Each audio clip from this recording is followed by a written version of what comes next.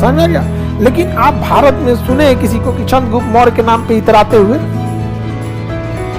चंद्रगुप्त मौर्य नहीं, आप सुने होंगे महाप्रताप, पृथ्वीराज चौहान, भारत में इतराते सुने हैं? चंद्रगुप्त मौर्य, अशोक के इतराते सुने हैं?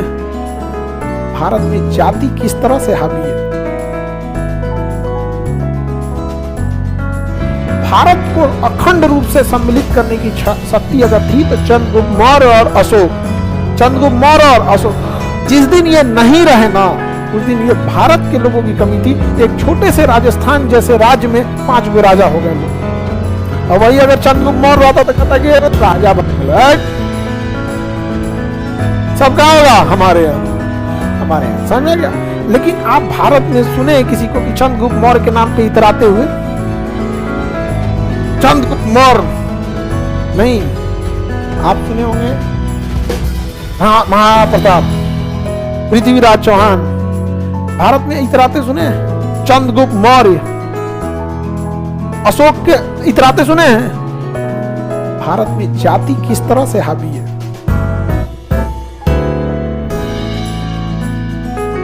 जिसने पूरे अखंड भारत, म्यांमार से इतना तक, इस पे भारत में शायद ही किसी को इतराते देखे। सब छोड़िए, बिहार का आदमी ना इतराता है, उसका तो राजधानी बिहार था, पाटलिपुत्र। बड़ा इफेक्ट पड़ता है ये सब चीजें। ये सब चीजें जब विदेशियों को पता चलती है ना तो इस सब का फायदा उठा लेते हैं। इसलिए जब भी अंग्रेज आते थे ना तो सेना में पठानों को रखे, गोरखाओं को रखे, मराठों से लड़ाना था तो महार जाति के छोटे लोगों को रखे।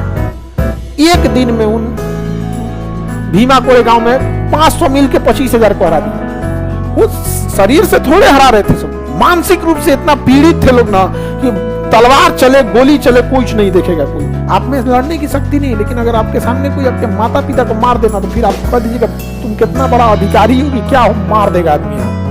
नहीं समझ में आया? देखेगा आदमी तुम कौन हो, हाँ? आदमी छोड़ देगा, मारेगा ऐसे कि उसके रिश्तेदार देखने आएंगे। बहुत अच्छे आदमी थे।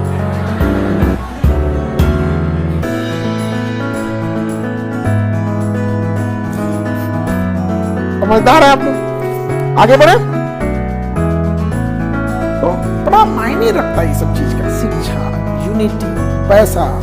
वरना चंद्रगुप्त मौर्य छोटी जाति होने की वजह से जब राजा को लोग अपने सम्मान से नीचे उतार देते तो एक इंसान पे क्या बीतेगा, आप समझ रहे हैं? राजा, अखंड भारत का निर्माण करने वाला वही पहला व्यक्ति था, चंद्रगुप्त मौर्य।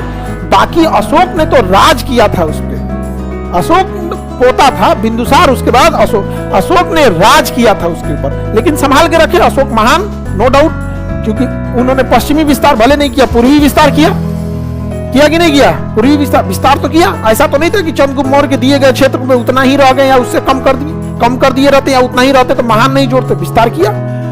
लेकिन छोटी जाति के थे, यही बीतता है छोटी जाति की वजह से। उसके बाद जब उनको कोई कहता है ना कि आरक्षण क्यों नहीं छोड़ देते हो, तुम लड़ने को तैयार हो जाते हैं, तो क्या गड़बड़ करते हैं? उनसे अब कितना छीनोगे? चंद्रगुप्त मौर्य रहता ना तो बाबर झावर को जेब में लेके घूमता, यहाँ पर आ जाओ हवेली पे। दमता ही मोहम्मद गौरी, गजनवी गौरी, नादिर शाह, अहमद साहब अब्दाली, मजा उठा जाते लोग, जेब में लेके घूमता उनको। कैसे लोग झोला में चूहा पकड़ के पटक देते हैं 4 बार। ये झोला में बाबर, गौरी, गजनवी, नादिर शाह, अब्दाली सबको लेके चलो भिगना पहाड़ी पे, और बाद देखता हिल डुल कर रहा है, बच्चल निपटा देता है चंद्रगुप्त। लेकिन भारत में शायद ही किसी को सुने होंगे कि हम चंद्रगुप्त मौर्य के वंशज है, नहीं बोलता है। हम लोग पृथ्वीराज चौहान की, महाराणा प्रताप की, वो लोग बहादुर थे, इसमें कोई शक नहीं, बहादुर थे। लेकिन उनका नाम जहां है वो एकदम है, वो उतना होना चाहिए, उनमें हम कोई दो राय नहीं कर रहे हैं। बहुत बहादुर थे, उतनी छोटी सेना लेके लोग सरेंडर कर देते, लेकिन वो लड़े थे। लेकिन इनको भूल क्यों गए भैया? भूल गए तो कोई बात नहीं, जब आपको इतिहास खुद का नहीं पता है तो दूसरे को क्या देखेंगे।